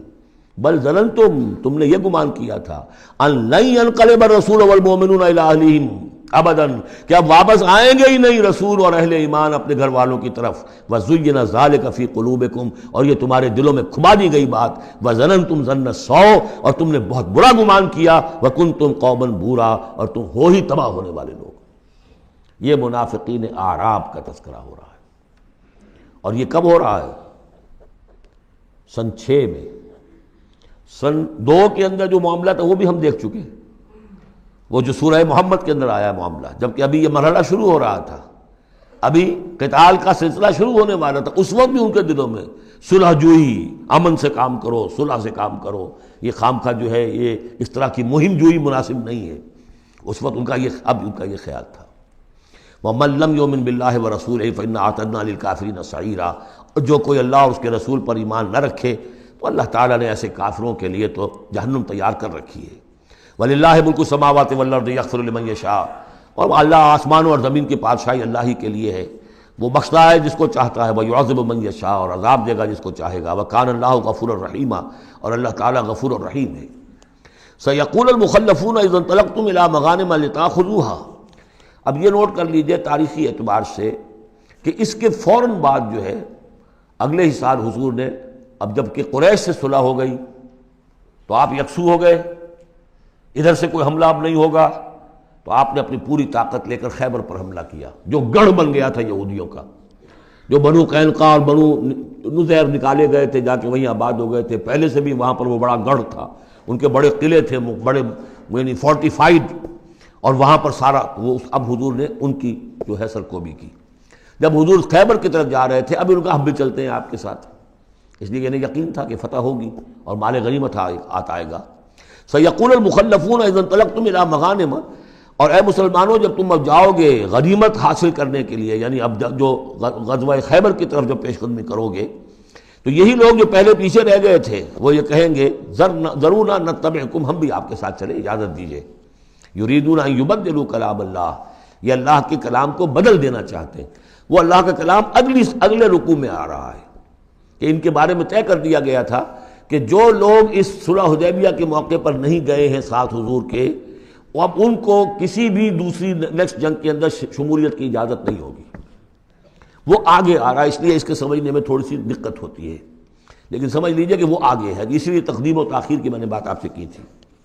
یریدون ان یبدلوا کلام اللہ، یہ چاہتے ہیں کہ اللہ کے کلام کو تبدیل کر دیں، اللہ کے حکم کو بدل دیں۔ قل لن تتبعونا، کہہ دیجئے کہ نہیں اب تم ہمارے ساتھ نہیں جاؤ گے۔ کذالکم قال اللہ من قبل، یہ بات اللہ تعالیٰ پہلے ہی کہہ چکا ہے پہلے، اور اس صورت میں آ رہا ہے ذرا بعد میں۔ فَسَيَقُولُونَ بَلْ تَحْسُدُونَنَا، وہ کہیں گے یہ تو آپ لوگ حسد کر رہے ہیں ہم سے، آپ ہمیں ساتھ نہیں لے جانا چاہتے، جبکہ ہمیں اندازہ ہے کہ وہاں پہ غنیمتیں ملیں گی۔ بل كانوا لا يفقهون الا قليلا، حقیقت یہ ہے کہ یہ فہم ہی نہیں رکھتے، تفقہ ہی نہیں رکھتے مگر بہت ہی تھوڑی۔ قل للمخلفین من الاعراب، یہ جو لوگ رہ گئے تھے پیچھے، یہ بدو لوگ، ان سے کہہ دیجئے ستدعون الى قوم اولی باس شدید، ان قریب پھر تمہیں بلایا جائے گا ایک ایسی قوم کی طرف، ایسے قوم کے مقابلے کی طرف جو بڑی طاقت والی ہوگی۔ تو قاتلونہم او یسلمون، یا تم ان سے قتال کرو گے یا وہ مسلمان ہوں گے اور یا وہ اطاعت قبول کریں گے۔ اس سے ہے اشارہ در حقیقت جو نیا سلسلہ جنگوں کا اب شروع ہونے والا تھا، اور وہ تھا سلطنت روما کے خلاف غزوہ موتا۔ اب اندرون ملک عرب کا معاملہ جو تھا وہ ختم ہوا، اب تو اصل جو معاملہ پیش آنا ہے وہ انقلاب محمدی کا بین الاقوامی مرحلہ ہے، تصدیر الانقلاب، انقلاب کو اب آگے ایکسپورٹ کرنا ہے۔ اور اب ٹکراؤ ہونے والا ہے جس کی پیشگی خبر دی جا رہی ہے سلطنت روما کے ساتھ، جہاں سٹینڈنگ آرمیز تھی لاکھوں کی، یہ رومن لیجنز مشہور ہیں تاریخ کے اندر، غرق آہن اور ٹرینڈ۔ تو تمہیں بلایا جائے گا اس وقت، پھر تمہیں ایک موقع دے دیا جائے گا، ستدعون الی قوم اولی باس شدید تقاتلونہم او یسلمون۔ اور یہ اصل میں تین چیزیں آ گئیں وہی کہ اب جو بھی اس عرب سے باہر جو معاملہ ہوا ہے، یا تو وہ اسلام لے آئیں یا وہ اطاعت قبول کر لیں، یہ دونوں یسلمون میں شکلیں ہو جائیں گی، اطاعت قبول کر لیں یا اسلام لے آئیں، یا پھر جنگ ہوگی۔ فَإِن تُطِيعُوا يُؤْتِكُمُ اللَّهُ أَجْرًا حَسَنًا، اگر اس وقت تم اطاعت کرو گے اللہ کے رسول کی، ان کے ساتھ جاؤ گے تو اللہ تعالیٰ جو ہے تمہیں اجر حسنہ دے گا۔ وَإِن تَتَوَلَّوْا كَمَا تَوَلَّيْتُم مِّن قَبْلُ، اور اگر تمہیں اسی طرح پیٹھ دکھا دی جیسے کہ پہلے پیٹھ دکھائی تھی، يُعَذِّبْكُمْ عَذَابًا عَلِيمًا، تو اللہ تعالیٰ عذاب علیم دے گا تمہیں۔ لَيْسَ عَلَى الْأَعْمَىٰ حَرَجٌ، ہاں اگر کوئی اندھا ہے تو اس پر کوئی الزام نہیں ہے، کوئی تنگی نہیں ہے، وہ اگر نہیں گیا کوئی بات نہیں۔ وَلَا عَلَى الْأَعْرَجِ حَرَجٌ، نہ کوئی لنگڑا ہے تو اس کے لیے بھی نہیں ہے۔ وَلَا عَلَى الْمَرِيضِ حَرَجٌ، اسی طریقے سے کوئی بیمار ہے تو اس پر بھی کوئی اس کی باس پرس نہیں ہے۔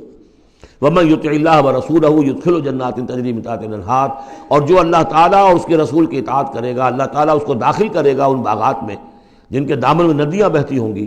وَمَن يَتَوَلَّى، اور جو کوئی پلٹ جائے، پیٹھ موڑ لے، يُعَذِّبْهُ عَذَابًا عَلِيمًا، اللہ تعالیٰ اسے عذاب علیم، دردناک عذاب دے گا۔ اب اس کے بعد یہ پہلے رکوع والا مضمون جو بیعت کا مضمون چل رہا تھا، وہی بیعت کا مضمون اب آگے یہاں چل رہا ہے۔ یہ بیچ والا جو ہے دوسرے رکوع کا مضمون یہ اس کے بعد کا تھا، پہلے آ گیا۔ وہاں جو فرمایا تھا کہ ان الذین یبایعونک انما یبایعون اللہ، اب آگے چلیے، لقد رضی اللہ عن المؤمنین اذ یبایعونک تحت الشجرہ، اللہ راضی ہو گیا ان اہل ایمان سے جو آپ سے بیعت کر رہے تھے درخت کے نیچے۔ فعلم ما فی قلوبہم، تو اللہ تعالیٰ کے علم میں ہے جو کچھ ان کے دلوں میں تھا، اور اس وقت تو ذوق شہادت اور جوش جہاد تھا، ابھی وہ صلح کی بات تو ہوئی نہیں، وہ تو بیعت کر کے بولنے کے بعد ہوئی ہے۔ فانزل السکینۃ علیہم، اللہ نے ان پر سکینت، سکون، اطمینان نازل کر دیا۔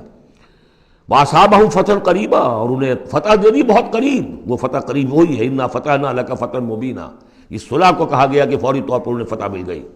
ومغانم کثیرۃ یاخذونہا، اور بہت سی غنیمتیں ہیں جو وہ اور جو لیں گے، حاصل کریں گے. وَكَانَ اللَّهُ عَزِيزًا حَكِيمًا، اور اللہ تعالیٰ زبردست ہے، حکمت والا. وعدکم اللہ مغانم کثیرۃ تاخذونہا، اے مسلمانوں اللہ کا تم سے وعدہ ہے بہت سی غنیمتیں تمہیں ملیں گی.